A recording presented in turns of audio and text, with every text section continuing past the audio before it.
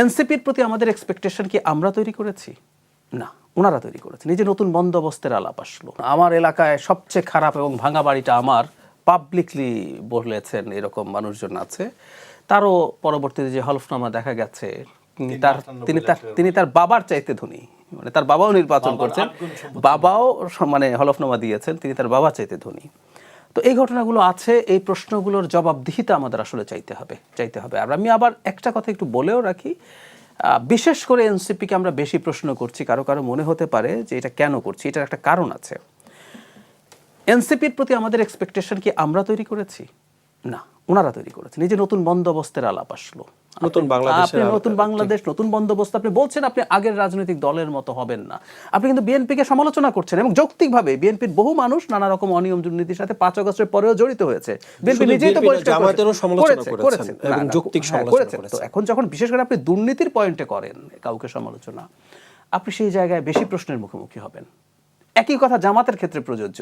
আপনি দাবি করেন আপনার ইউএসপি, আপনি আমার কাছে কি বেচতে চান? সৎ লোকের শাসন চাই, that is your branding, your USP. So ওখান থেকে যখন আপনার ডেভিয়েশন হবে, আপনি বেশি প্রশ্নের মুখোমুখি আসলে হবেন। বিএনপিকে বা আগে আওয়ামী লীগকে যখন জনগণ ভোট দিত, ওর একটা চরিত্র মাথায় রেখেই ভোট দিত। সেই জন্য আমি বলছি, আমি অনেক আগে থেকে একটা কথা বলতাম যে এনসিপি যে কাজটা করছে এটা ভালো, কিন্তু এটা রিস্কি। কারণ হচ্ছে আপনি অনেক বেশি ফোকাসে থাকবেন, আপনি বলতে পারবেন না তুমি বিএনপিকে এটা বলছো না, আমাকে কেন বলছো। এটা হয় না। জীবনের সব আয়োজন এখানে একসাথে। পরিবারেও দেখবেন প্রত্যেকটা সন্তানকে তার স্ট্যান্ডার্ড বা এক্সপেকটেশন অনুযায়ী বাবা মা বিচার করেন। দেখবেন একজন সন্তান এ যদি বেশি রেসপন্সিবল হয়, তার ছোট একটু এদিক সেদিক হলে বাবা মা অখুশি হয়। সন্তান বি জানে রেসপন্সিবল না, ও বিরাট রেসপন্সিবিলিটি দেখালে বাবা মা কিছু মনে করে না।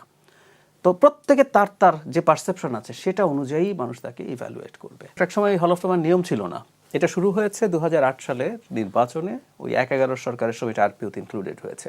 এই যে আমরা হাসাহাসি করছি আজকে, এটাও কি করতে পারতাম যদি এই তথ্যটা না পাওয়া যেত? It's important.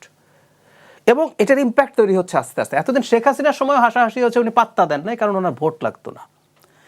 এখন থেকে এবং ভবিষ্যতে তো ভোট হবে, এবারের হোক পরের বারও তত্ত্বাবধায়ক সরকারের অধীনে নির্বাচন হবে। সুতরাং এটাকে গুরুত্ব দিতে হবে। আর আমি নির্বাচন কমিশনকে, মানে আমরা এই চাপগুলো আস্তে আস্তে এখন তৈরি করবো। ঠিক আছে, যা দিয়েছে আপনি নিশ্চিত থাকেন এর মধ্যেও নানান গরমিল পাওয়া যাবে, আপনি খুঁজে বের করুন।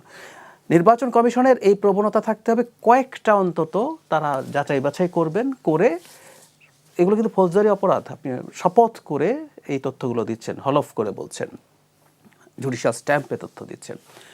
এটা তাদেরকে কিছু অন্তত, যদি বাংলাদেশকে আস্তে আস্তে রেগুলেশনের দিকে নিতে হয়, রুলসের দিকে নিতে হয়, করে আপনি যদি একটা দুটো এমপি পদ বাতিল করে দিতে পারেন, এগুলো কিন্তু এমপি পদ বাতিল করার যোগ্য অপরাধ, জি। সুতরাং ওটা যদি করে দিতে পারেন তাহলে হবে। এবং আমরা আসলে এই কাজ, এই যে আমরা এই কথাগুলো বলছি, নির্বাচন কমিশনও কিন্তু টকশোগুলো দেখছে। আমি নিজে বহু টকশোতে এই প্রশ্ন শুনেছি, সো তারাও শুনছেন আমি আশা করি। এবং পরবর্তীতে আপনাদের এখান থেকে সাংবাদিকরা যখন তাদের ওখানে যাবেন, ক্রমাগত তাদেরকে এই প্রশ্নের মধ্যে